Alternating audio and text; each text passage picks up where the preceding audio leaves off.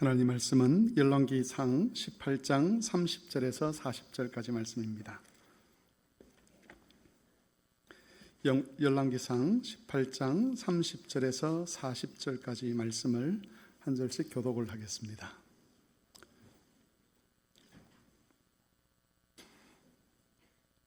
구약성경 548쪽쯤 되겠습니다. 열왕기상 18장 30절에서 40절까지 한 절씩 교독하겠습니다. 엘리야가 모든 백성을 향하여 이르되 내게로 가까이 오라. 백성이 다 그에게 가까이 가매 그가 무너진 여호와의 제단을 수축하되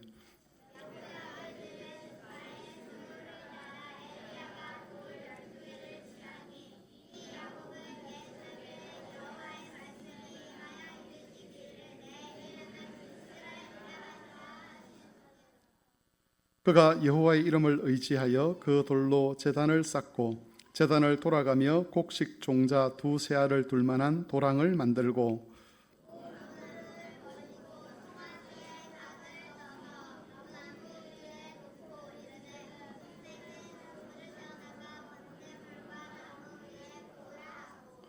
또 이르되 다시 그리하라 하여 다시 그리하니 또 이르되 세 번째로 그리하라 하여 세 번째로 그리하니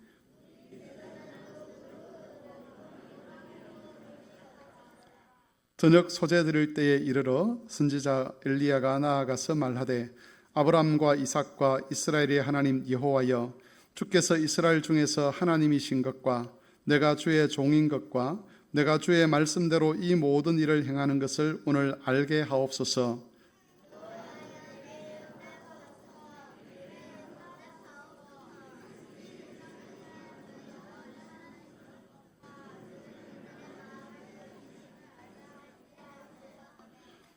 이에 여호와의 불이 내려서 번제물과 나무와 돌과 흙을 태우고 또 도랑에 물을 핥은지라.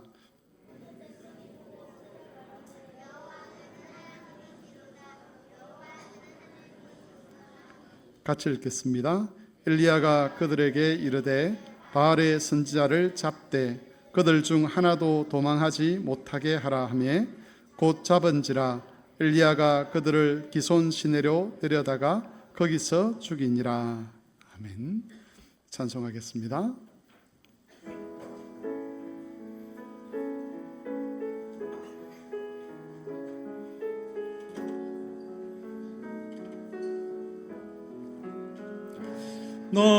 너는 시냇가에 심은 나무라. 하나님의 사랑 안에 믿음 뿌리 내리고 주의 뜻대로 항상 살리라.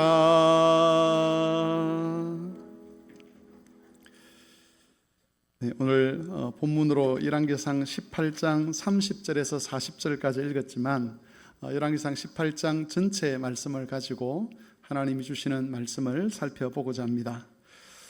구약시대에 세 가지 직분이 있다는 것을 지난번에 말씀을 드렸습니다. 왕과 제사장과 선지자인데 선지자는 하나님의 말씀을 전하는 직분입니다.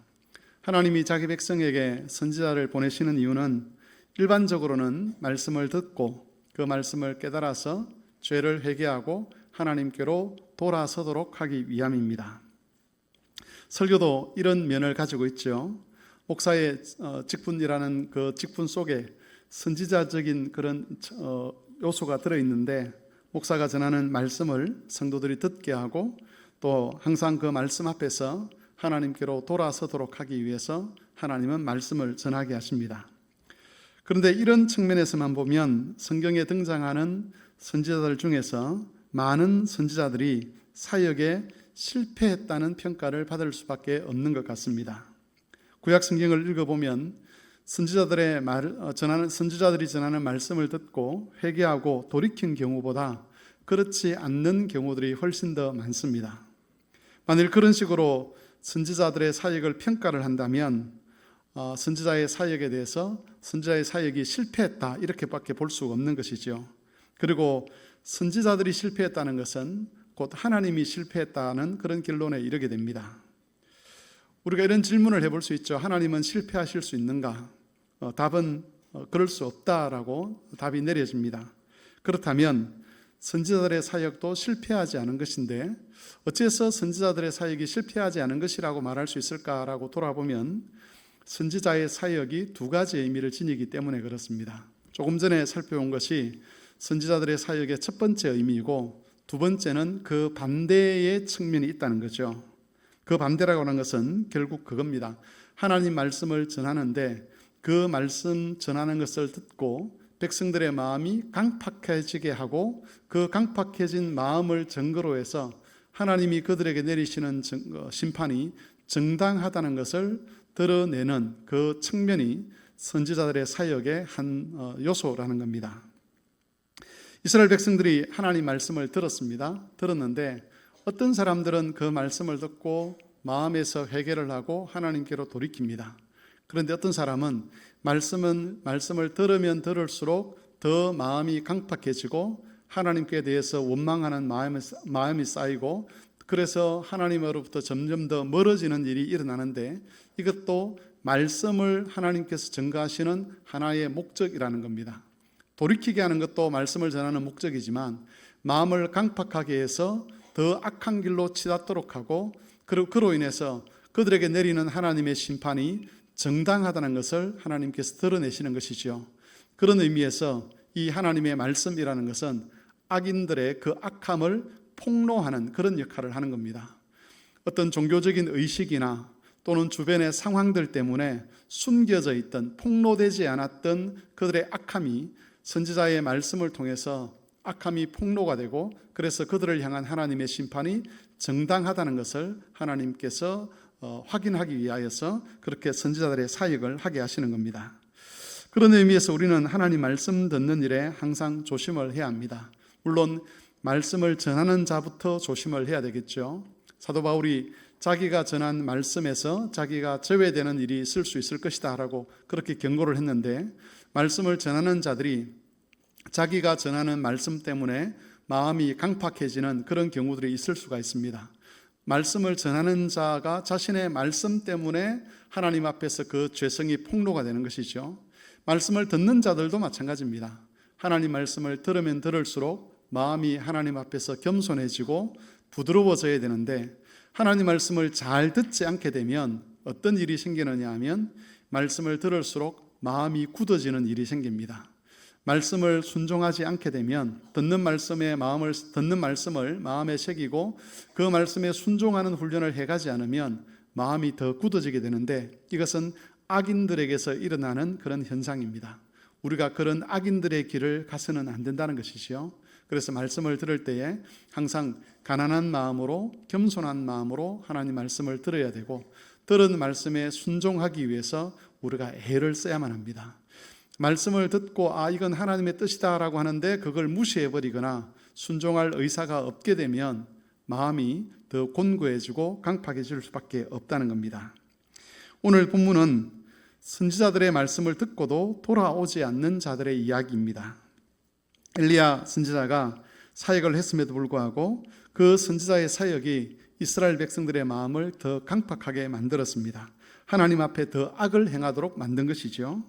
이 말씀을 들으면서 하나님 앞에서 우리는 어떤 태도로 어떤 마음으로 말씀을 듣고 있는가를 살펴보고 하나님 앞에서 바른 태도를 가질 수 있는 그런 기회로 삼았으면 좋겠습니다. 엘리야는 가뭄에 대해서 예언을 하고 사르밧으로 가서 거기서 3년을 지냈습니다. 3년이 지난 후에 여호와께서 다시 엘리야를 사마리아 땅으로 보내십니다. 엘리야가 아합을 만나러 가는 길에 먼저 누구를 만나느냐 하면 왕궁의 총리였던 오바댜를 먼저 만나게 됩니다. 오바댜는 아합 궁정에서 높은 지위에 있었지만 하나님을 경외하는 사람이었습니다. 이세벨이 선지자들을 멸할 때에 죽이려고 할 때에 오바댜는 선지자 100명을 각각 50명씩 나누어서 굴에 숨기고 오랫동안 그들에게 먹을 것을 제공하면서 그 생명을 보존하도록 지켰던 그런 인물입니다. 왕비가 여호와의 선지자들을 학살하는 그런 극한 상황 속에서도 이 오바다는 그 왕궁의 악에 물들지 아니하고 하나님 여호와를 경외하며 그 믿음의 태도와 자세를 계속해서 유지해 갔다는 것이죠. 역사적인 기록들을 보면 이 아합의 시대에 이미 이 북왕국 이스라엘, 특별히 사마리아는 여호와를 경외하는 자들이 거의 남아있지 않는 그런 상황이었습니다. 바알과 아합과 이세벨이 바알과 아세라 신앙을 도입해서 그 힘을 가지고 백성들을 거의 다 바알 숭배자로, 아세라 숭배자로 만들어버렸고, 백성들도 왕이 그러하니 우리도 어쩔 수 없습니다라고 했지만 사실은 그 백성들 마음에 바알을 숨기고 싶은, 아세라를 숨기고 싶은 그런 욕망들이 있었기 때문에 왕의 그 어떤 정책을 빌미로 해서 거기에 다 순종하는, 그래서 사마리아 성 전체가, 아니 북왕국 이스라엘 전체가 우상 숭배에 빠져들었던 데가 바로 이 아합의 시대였습니다. 그런데 그런 아합의 시대에도 오바다는 그 시대의 풍조에 물들지 아니하고 여호와께 대한 신앙을 지켜갔다는 것이죠. 좋은 환경에서 지켜간 것이 아니라 학대가 있고 핍박이 있는 그런 상황 속에서, 믿음의 동지가 아무도 없을 것 같은 그런 상황 속에서 정말 외롭게 그리고 힘들게 하나님의 말씀을 생각하고 여호와 경외하는 신앙을 지켜갔던 인물이 오바다였습니다. 여러분, 역사의 어느 시대나 악이 관영할 때에는 사람들이 그 악을 삶의 기준으로 삼아버립니다. 다른 모든 사람들이 그렇게 살고 있기 때문에 그렇게 살아도 되는 것처럼 착각을 하는 것이죠. 사람이라는 존재가 원래 그런 존재라고 하지요. 내가 옳은 것이 있다라고 생각을 할지라도 주변에서 다 그게 틀렸고 이게 옳은 거다라고 이야기를 하면 그렇게 따라가는 것이 사람이 기본적으로 가지고 있는 성향이라고 이야기합니다.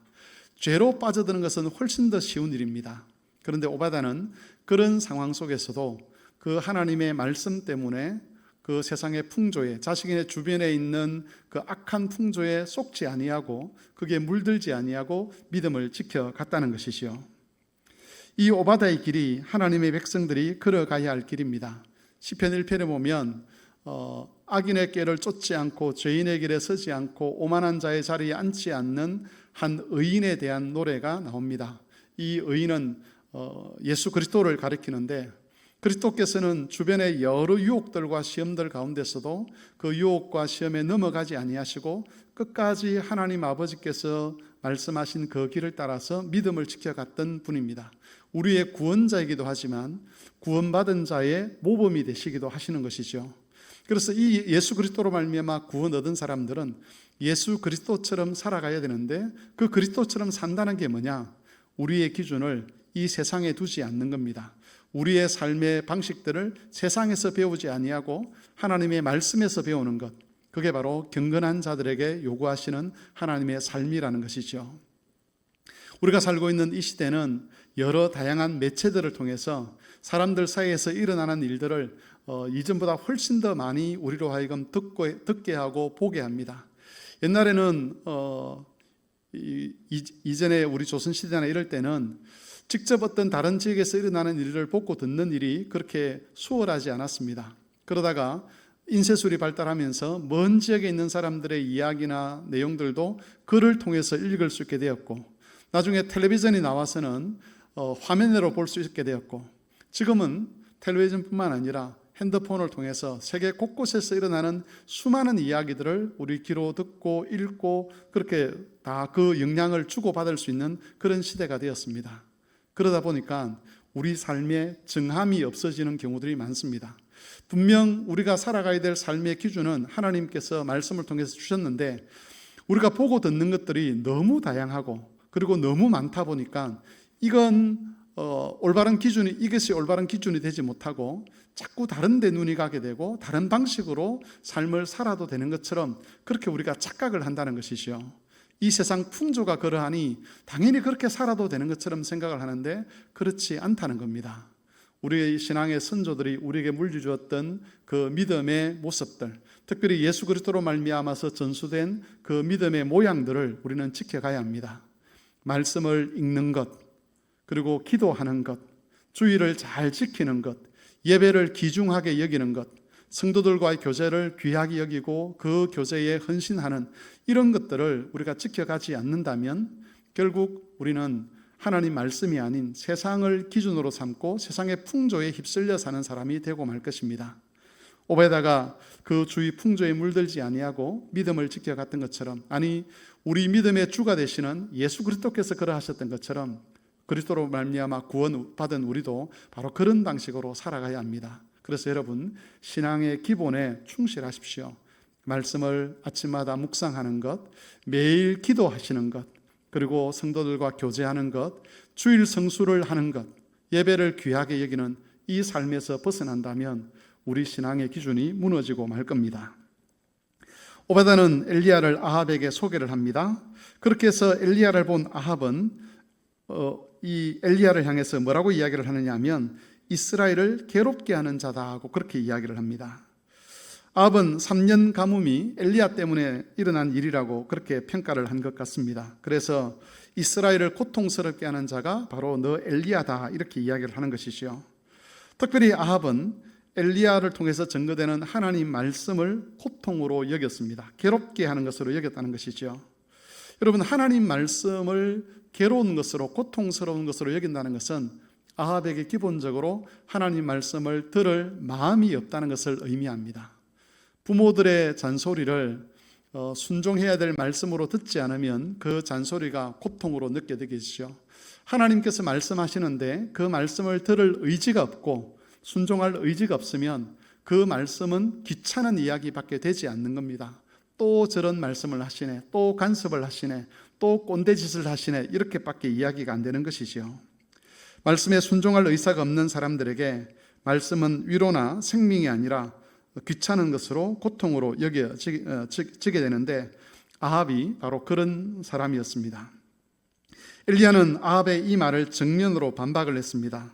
이스라엘을 괴롭게 하는 자가 엘리야 자신이 아니라 아합과 그의 아버지의 집이다라고 이야기를 하는 것이죠.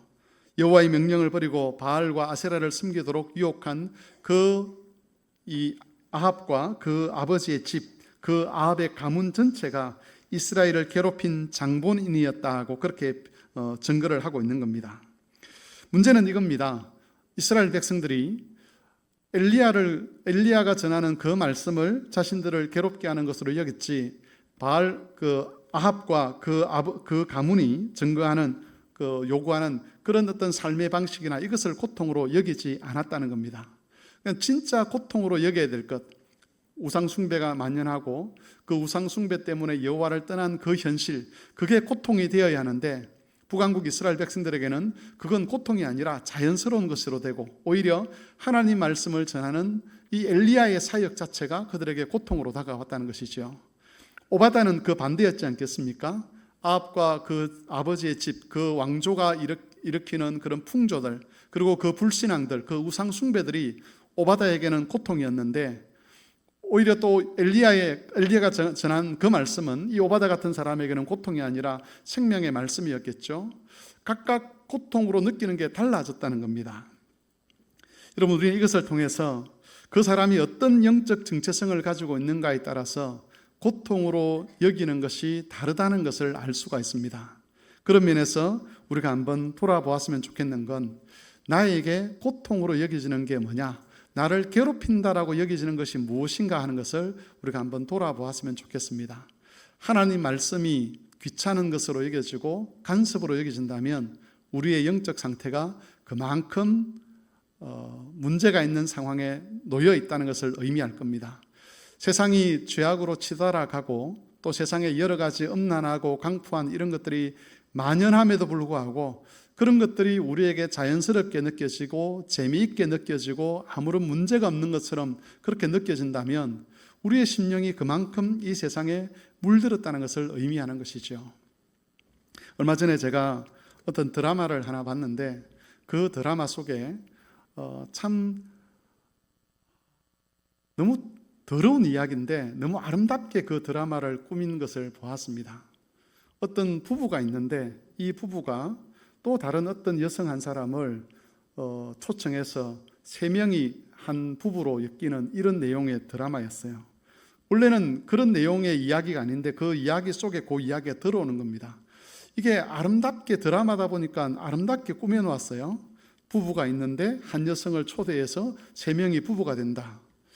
이게 우리가 들으면 정말 이상한 이야기고 지저분한 이야기고 더러운 이야기인데, 그 드라마 속에서는 그렇게 예쁘게 꾸며놓고 그 드라마에 대해서 사람들이 좋아요를 누르고 그런 드라마를 보면서 그것이 마치 아름다운 것인 것처럼 생각하는 그런 경향들이 지금 우리 사회에서 일어나고 있습니다. 이런 것들은 가슴 아픈 일이죠. 이런 것들에 대해서 우리가 아파하지 않고 이런 것들이 아무렇지도 않게 들리고 있다면 우리는 이 세상 풍조에 물들어 있는 것이고, 그걸 좀 다르게 이야기를 하면 하나님에게서 많이 떠나 있는 것이고, 우리가 평소에 하나님 말씀을 잘 묵상하지 않는다는 의미가 될 것입니다. 하나님 말씀을 매일매일 묵상하고 기도하고 하나님과 동행하는 사람들은 이런 이야기를 들을 때마다 가슴이 점여지는 느낌을 가질 수밖에 없습니다. 왜냐하면 그것은 하나님 앞에 악을 쌓는 것이고 심판을 불러오는 것이고 하나님 앞에 큰 죄악일 뿐만 아니라 이 사회를 병들게 하는 것이기 때문에, 그것 때문에 마음이 아프고 힘들고 또 어떤 경우에는 경건한 분노가 일어나는 그런 경험을 하게 되는데, 말씀이 없고 경건이 없으면 그런 것들이 자연스럽게 여겨질 수밖에 없는 겁니다. 그런 면에서 여러분, 지금 우리가 듣고 있는 세상의 이야기나 이런 것들이 우리에게 고통으로 여겨지는지 아니면 자연스러운 것으로 여겨지는지 우리 스스로를 돌아봐야 합니다. 그리고 하나님 말씀은 우리에게 어떻게 들리는지를 돌아보면서 자신이 서 있어야 될 영적인 위치를 잘 잡아가야만 할 것입니다. 엘리야는 아합을 만나서 바알 선지자와 아세라 선지자를 갈멜산으로 모으라고 요청을 합니다. 거기서 어느 신이 참 신인지를 한번 겨루어 보자라고 이야기를 하는 것이죠. 증명을 하자는 겁니다. 엘리야는 이스라엘 백성들에게 이렇게 선언했습니다. 18장 21절입니다. 여호와가 하나님이면 그를 따르고 바알이 하나님이면 그를 따르라. 참신이 누구인지를 이번에 증명해서, 하나님이 참신이면 우리 전체가 하나님을 섬겨야 되지 않겠냐, 만일 바알이 참신이면 나도 바알을 섬겨야 되지 않겠냐, 이렇게 이야기를 하는 겁니다. 그래서 각각의 제물을 준비해서 자신의 신들의 이름을 부르면서 그렇게 누가 참신인지를 증명하자고 그렇게 겨루어 가게 됩니다. 바알 선지자들은 아침부터 낮까지 바알의 이름을 부릅니다. 제단 주위를 뛰어다니면서 자신의 몸을 칼과 창으로 찌르기까지 했습니다. 아마 그들의 이 종교 의식이 이랬을 겁니다. 하지만 하늘에서 아무런 반응이 없었습니다. 불도 없었고 소리도 없었고 돌아보는 이도 없었습니다. 엘리야가 그들을 조롱하죠. 크게 소리를 질러보라고. 아니, 바알이 잠들었을 수 있을 테니까 크게 소리를 질러서 바알을 한번 깨워보라고 그렇게 조롱을 합니다. 하지만 결국 바알은 아무런 대답을 하지 않았습니다. 이것은 바알이 헛된 신이다, 가짜라는 것을 의미하는 겁니다. 이때 엘리야는 무너진 여호와의 제단을 수축했습니다. 이스라엘 12지파의 수대로 12돌을 취하여 제단을 쌓고 제물을 나무 위에 올려놓은 후에 도랑을 만들어서 거기에 물을 부었습니다. 제물에서부터 그 제물을 태우기 위해서 쌓아놓은 나무도 물에 적시고, 그래서 이걸 3번이나 합니다. 그래서 그 도랑 주위에 물이 가득하게 되죠. 그런 상황에서 엘리야는 하나님께 부르짖습니다. 아브라함과 이삭과 이스라엘의 하나님 여호와여, 우리에게 응답하여 주옵소서. 하나님이 참신인 것을 보여주십시오라고 기도를 했는데, 그때 여호와의 불이 하늘에서 내려서 번제물로를 태우고 나무를 태우고 그리고 흙을 태우고 도랑을 태웠다라고 그렇게 되어 있습니다. 그 물들을 다 태워버렸다는 것이죠. 이것을 통해서 누가 참 하나님인지가 드러났습니다. 아합과 그 가문과 이스라엘 백성 전체가 섬겼던 바알은 거짓이었고, 엘리야와 오바댜 같은 소수의 인물들이 섬겼던 여호와 하나님이 참신이라는 것이 증명된 것이지요. 이렇게 참신이 증명되고 나면 그 다음에 우리가 기대하는 것이 있습니다. 이스라엘 백성들이 하나님께로 돌아오겠구나.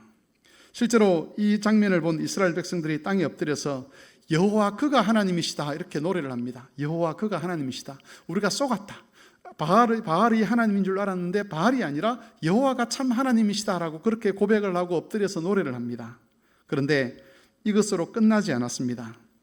갈멜산에서 불로 응답하시는 하나님을 체험했지만, 목격했지만 이스라엘은 결국 하나님께로 돌아오지 않았습니다.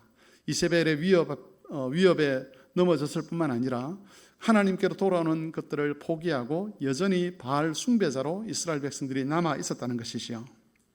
우리는 이 사건을 통해서 이스라엘 백성들 안에 그 뿌리 깊게 박혀 있는 우상 숭배, 하나님을 멸시하고 하나님을 믿지 않는 그 불신이 얼마나 그들 속에 뿌리 깊게 박혀 있었는가를 알 수가 있습니다. 그리고 또 한 가지 알게 되는 것은 표적을 보는 것 자체가 신앙을 만들어내는 것은 아니라는 겁니다. 사람들은 어떤 기적이나 환상이나 이적을 보면 하나님을 믿을 거라고 그렇게 이야기를 하지만 표적 보는 것 그 자체가 사람들에게 하나님을 믿는 믿음을 일으킨다거나 회개를 하게 한다거나 그러지 않는다는 겁니다. 예수님께서도 얼마나 많은 표적을 행하셨습니까? 유대인들이 그걸 다 보았습니다. 그럼에도 불구하고 예수님을 하나님의 아들로 인정하지 않았던 역사를 우리는 알고 있습니다. 하나님께서 심령을 변화시키지 않는다면 어떤 기적이 일어나도 어떤 이적이 일어나도 하나님을 믿을 수가 없습니다. 반대로 하나님께서 우리의 심령을 바꾸시면 단 한마디의 말씀, 그 말씀 안에서도 우리가 하나님께로 돌이키고 올바른 신앙의 자리에 이르게 되는 것이지요. 그래서 우리가 하나님께 기도해야 될 것은 그겁니다. 하나님, 우리의 마음이 항상 가난해지게 해주십시오. 하나님께서 하시는 한 말씀을 들어도 그 말씀 때문에 우리가 하나님을 사랑할 수 있게 해주시고 믿음을 지켜갈 수 있도록 우리의 심령 자체가 바뀌어질 수 있도록 도와주십시오라고 하나님께 기도해야 합니다. 이미 우리가 예배의 자리에 와 있다는 것, 하나님 말씀을 사모한다는 것은 그런 심령을 하나님께서 우리에게 주셨다는 것을 의미합니다. 그 심령을 우리가 지켜가야 되는데 그 심령을 지켜가는 일에도 하나님의 도움이 필요합니다. 왜냐하면 앞에서 말씀드린 대로 세상이 끊임없이 우리에게 거짓된 것들을 듣고 보게 해서 하나님 주신 그 심령을 지켜가지 못하도록 항상 유혹하고 있기 때문에 그렇습니다. 오늘 이 말씀 앞에서 우리가 다시 한번 하나님께 구해야 될 은혜는 그겁니다. 하나님, 우리의 심령이 변하지 않도록, 우리의 심령이 악한 것에 물들어서 하나님 말씀을 들어도 그 말씀에 반응하지 못하고, 애통해야 될 것을 애통하지 못하고, 아파해야 될 것을 아파하지 못하는 그런 어리석은 자리에 빠지지 않도록 우리의 심령을 붙들어 주시고, 그래서 엘리야처럼 또는 오바다처럼, 아니 우리 믿음의 주가 되시는 예수 그리스도처럼 하나님 앞에서 믿음을 잘 지키는 사람들이 되게 해 주십시오라고 하나님께 기도해야 하는 것입니다. 모든 성도들이 이 말씀 앞에서 가난한 마음을 위해서 기도하시고, 그래서 하나님 앞에서 그 믿음과 경건들을 잘 지켜가실 수 있게 되기를 바랍니다.